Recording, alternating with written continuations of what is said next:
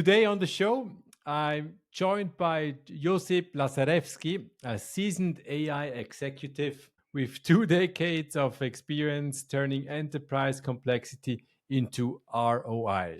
He's led teams at global giants like Johnson Controls and Palo Alto Networks, deploying AI that doesn't just sound smart, that also delivers measurable impact. So, from ethical governance to bottom line growth, Josep's mission is make AI useful, responsible, and last but not least, human centered. So, we're digging into his philosophy, in his playbook, and why he thinks that real AI transformation starts with people, not just models. And Josep also just published a book, Leading Lights. It's part of a manifesto or part operator's manual, and it's about navigating traditional industry with AI. So a lot of companies, like a hands-on guide for a lot of companies or leaders in these companies, which are bringing AI into these legacy sectors. And when I'm saying legacy sectors, think about manufacturing, agriculture, energy. So the industries that keep the world running today. And he shares real lessons from the front lines of building AI teams, of driving transformation. So if you're serious about modernizing, it's for executives trying to modernize slow moving organizations. It's for leaders looking to scale AI responsible and strategical. So, hey, Josip, I hope that this introduction somehow matches, but maybe we can just dive into the problem and why you are actually moving and fighting in this legacy industry for AI so urgently. So, tell me, the book behind the mission, Leading Lights. Why did you write this? Mark, first, thank you for the introduction. You did it better than I could have done it myself. Um, First, it's honor to be on this podcast. Thank you for the invitation. I'm very glad that you found me and invite me here so I can share my experience with your audience. To your question, why the book? So the book was in making for around 4 years, and it's being always compiled summary of notes that I've been taking in these executive meetings, right? So when you lead the teams, like you mentioned, Palo Alto Networks, Johnson Controls, Omnicom Group as well, we always meet with the executives who are not really technical, but they want to lead their companies in a very technical, AI data-driven way. And they always ask me the same questions. Doesn't matter of the geography or the industry, the questions are always same. And I thought to myself, well, I've been asked so many questions and they're always repetitive. I think it makes sense that I compile a list of executive notes with my observations and put it in a book format, right? And like this, I'm hoping that I will help my peers, people who are striving to go into leadership and leading teams with this hands-on guide, right? To how to build their teams, how to make them successful, how to promote themselves and their teams in the industries as well, and to be successful, right? That is the keyword that I want to use here: success and successful AI advocacy. Hey, and when we dive a bit into the underlying problem, so why do you think it's so important to lead AI teams differently and everything changed in the last, let's say, 3 4 years?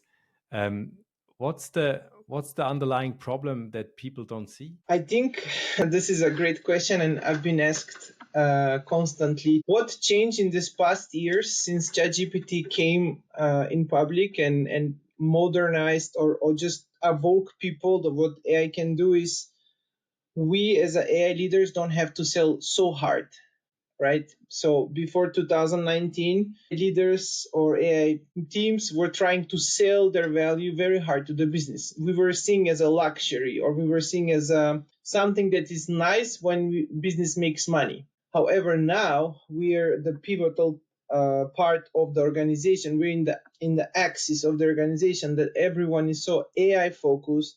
They see that data-driven business actually pays off much faster and stronger in short future, but also long planning future. So it is very easy to convince people that they need to collaborate with you.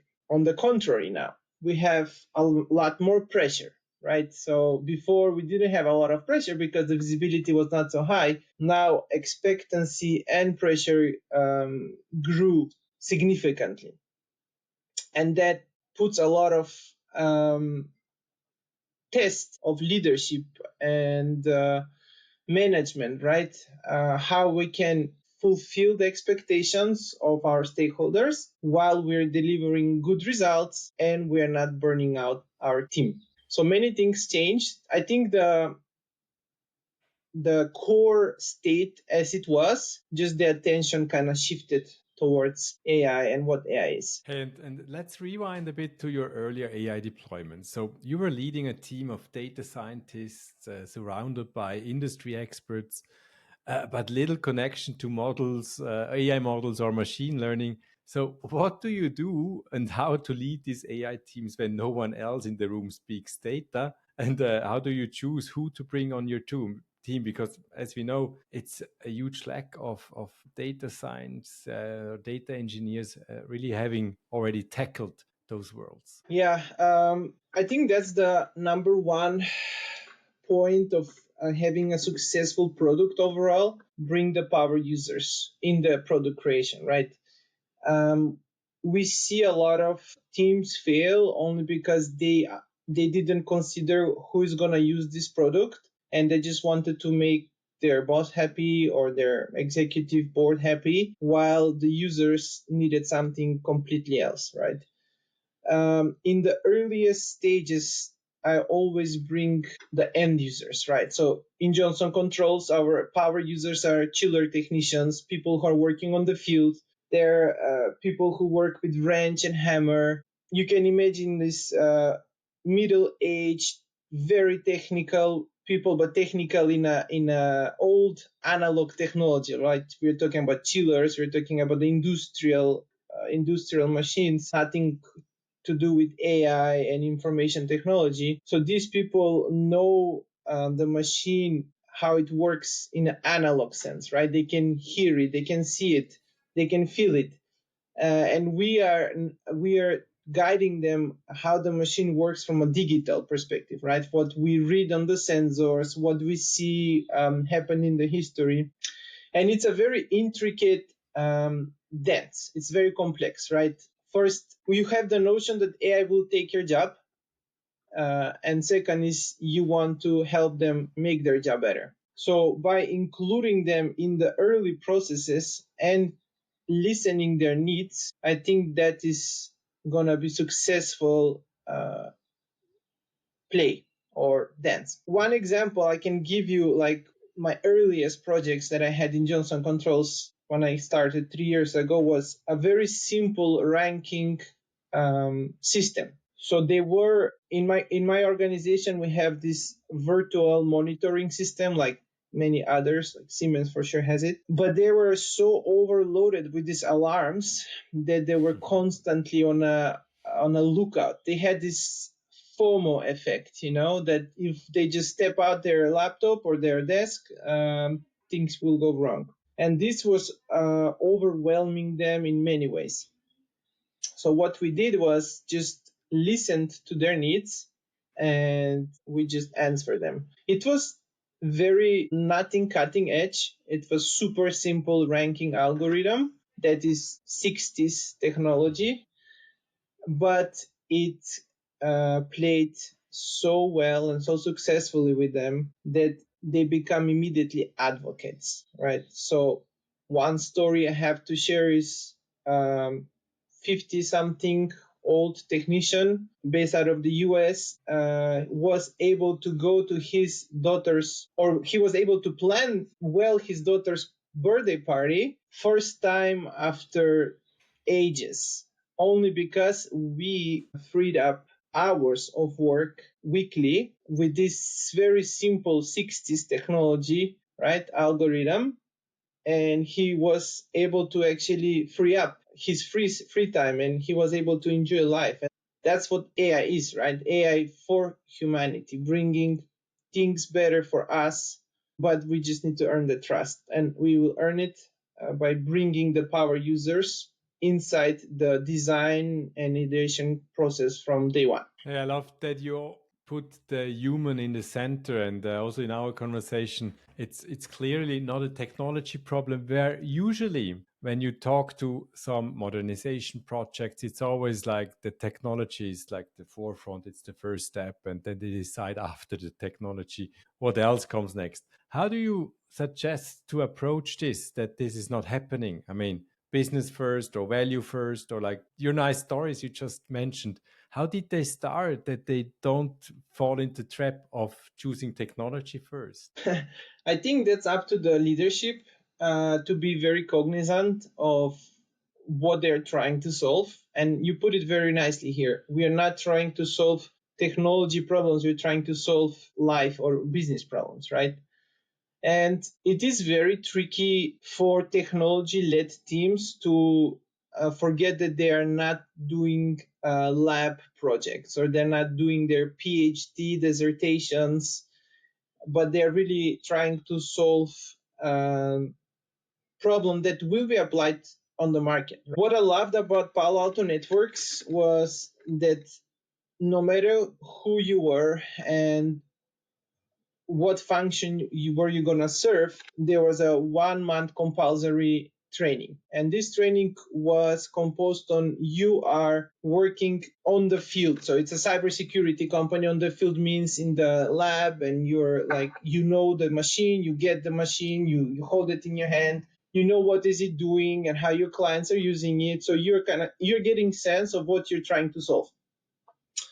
In Johnson Controls, it's been also something similar like this. So Johnson Controls, which is very refreshing to see because it's a very big company, right? Traditional company. It is encouraging its employees to go on the field as well. So I've been on many client visits together with my team, where we saw actually what we're trying to solve. We saw the chiller, we saw the rooms where the technicians are working. I climbed on the rooftop many times to see their conditions they're working as well. And this is actually what makes us successful, because we see our solutions, how they're applied practically on the rooftop or in the basement or in some room that is in the back of the building. I think as a leader, I am responsible to bring this practical notion to my team. Mm-hmm. And I think every leader is responsible to do that. And that is the only, according to me, a secret sauce for a successful real life application on AI or any kind of technology that we're working on, right? Mm-hmm. And I mean, we also talked about like it's not only the team, but it's also that, I mean, the execution team or the team which is working really closely to, but it's also making the AI a boardroom priority.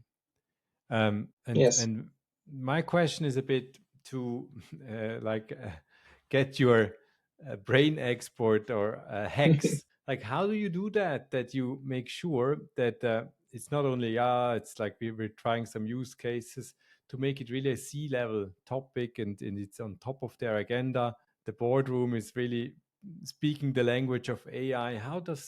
What's your advice to how to make it important? Like I said, since ChatGPT is out here, that's been much easier mission. Thanks to ChatGPT and OpenAI. Before that, I can share stories that how I was convincing to get funding and sponsorship on these AI projects, right?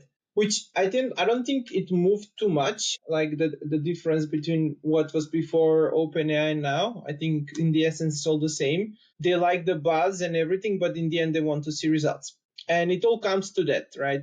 So it's important to show results as soon as possible, right? We are all working in scrums, we're all working in these bi-weekly iterations, and we're trying to show the result. And I mean about all of us as a technical professionals, right? But it's also very important that we show results that can relay and translate to the business directions, right? So business all want profit. They all want to have positive KPIs. They all want to have stock rising if they're publicly trading company, nothing new. And us as a leaders, as a AI leaders, we need to be able to speak the language, right?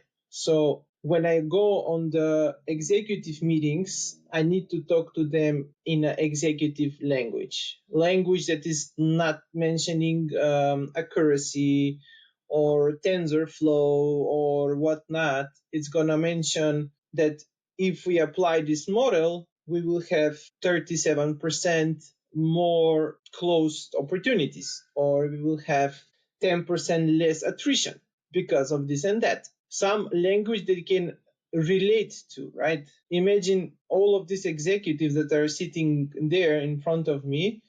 They are in the industry much longer than I've been. Like I talk with us years in the industry, imagine. They absolutely can relate when I tell them that attrition will be lower because this and that, because they have been there. They were trying to solve this problem for a very long time.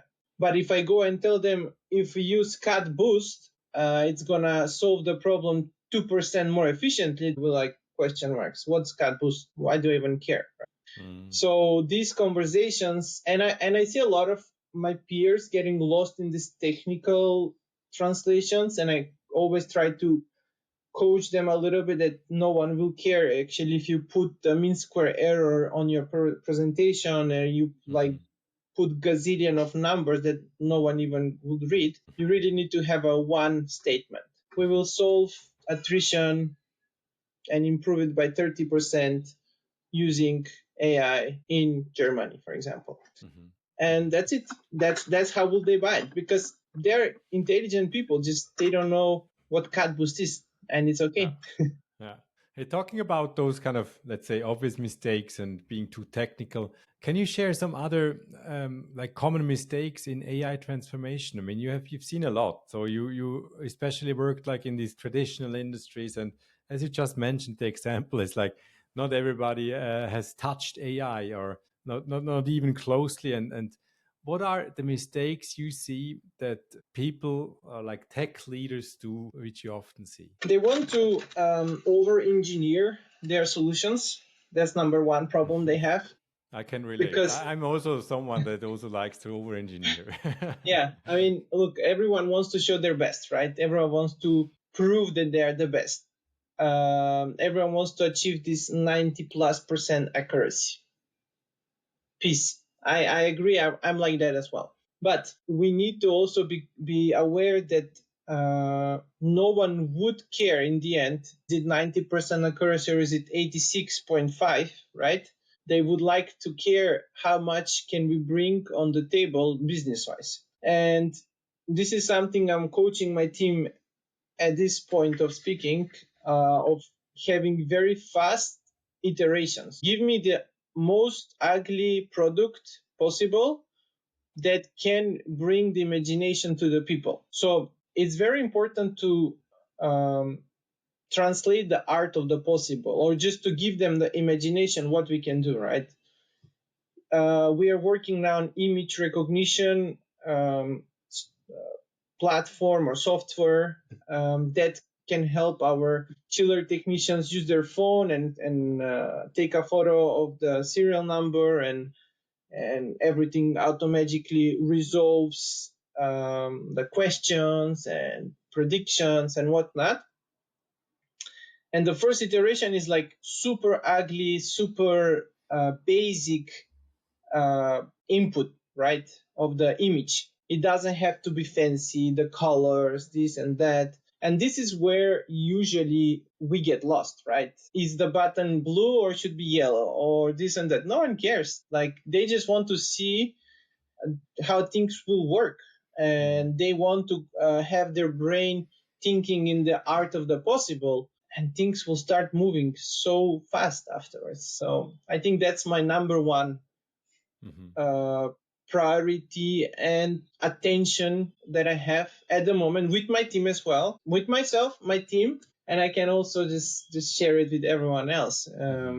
Just iterate fast, like fail fast, get up and go faster, and you can hear real feedback of the business people that you didn't include them in the design process. You definitely will get out of this tunnel vision that we programmers, technical people can get into, right? And I think that's it. Hey, I would like to cover also a different topic, which is, I think, really important and not so often talked about. Mm-hmm. When we talk about this immense pressure, so like there is so much noise out there, and as you said, this speed and this fast iteration. So I'm also overwhelmed what happens in 2 months, which before happened maybe in 2 years. So Yes. it's a lot of pressure on the shoulders. And I mean, I know you went through some hard like depressions because of that. Could you Absolutely. also talk about this, like, because no one is really defending the team or himself, and it's not really okay to talk about it. So what would you give an advice that the people protect themselves and their teams also about this pressure? Yeah, this is something I've definitely went through personally. I had the 2 burnouts, and they were definitely not easy. It's very hard when you have a burnout, and it's very hard to get out of that stage. Um, Unfortunately, the people are people, and you will be judged. So you have a burnout, you will be judged that you are a weak link and you cannot sustain this pressure, but never understands you, right? Because no one is in your head. Uh, but being a survivor of these 2 burnouts made me definitely much better leader than I was before, right? So now I'm really pushing my team to take care of themselves as humans first. And I keep on reminding this to everyone. We're here to make our lives better and to make or fulfill our dreams through the work. So we work to make our dreams happen, right? We don't dream to work. At least I hope we don't. It's great to love your work and to be passionate about work, but you need to also appreciate the life you have outside the work. I mean, I check my emails and work phone at even 1 in the morning, which is not right, but I do it, and I know everyone does. But we need to be cognizant of our emotions, right? If you're overwhelmed, if you're stressed, if you just cannot make some things, and that is all good, because if we don't deliver something Thursday, we can deliver it Monday. But we need to recognize these reasons why we cannot do it. And most of the time, it's just because there's a lot of pressure built up in the team by themselves, because everyone, right, has their own internal pressure cooker, and by the outside environment.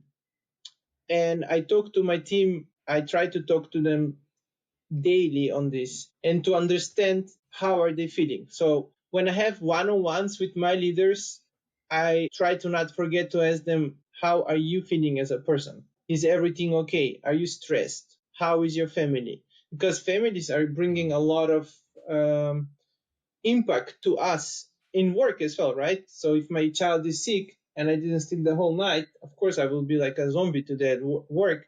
I'm not gonna perform very good. It's a fact.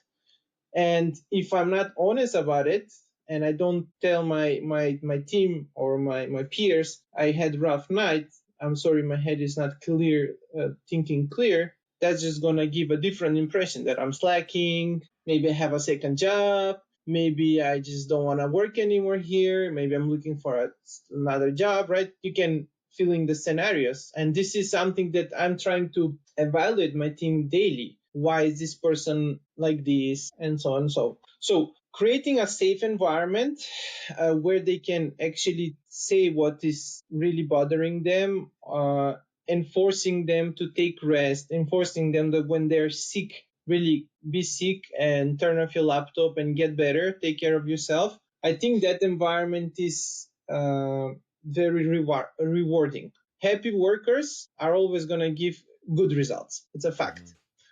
And we don't have to work 100% efficiently 5 days a week, right? We can do 100% efficiently 3 days a week and achieve the same results that we would have done it for 5 days.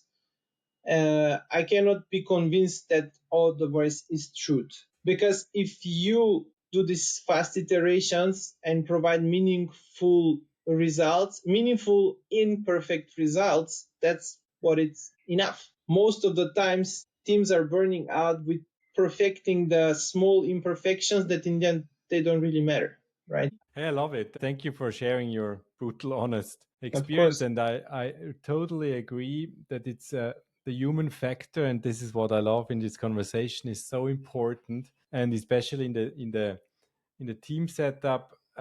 If we could measure like the KPIs for real, right, and you would also measure how much they recharge and what it brings in the end, I think everybody would be surprised that the Yes, recharging counts more. I love it. of course. Hey, Yes. Josip, for my last question is there anything you would give out to our listeners? What should they take away when they're approaching their AI leadership transformation? I always repeat this, and I always end up my speeches, like when I go on conferences, with this: don't build for the hype, build for the human, right? Understand the real problem, lead with empathy. And that's how you make AI that actually sticks and works, right? AI for humanity. That's my last sentence. Thank you very much. How can people find you? How can they contact you? LinkedIn, it's always the best option. I'm very active on LinkedIn, post there almost daily. So please add me on LinkedIn and we can stay in touch like that. Thank you for the invite, Mark. Always happy to be here.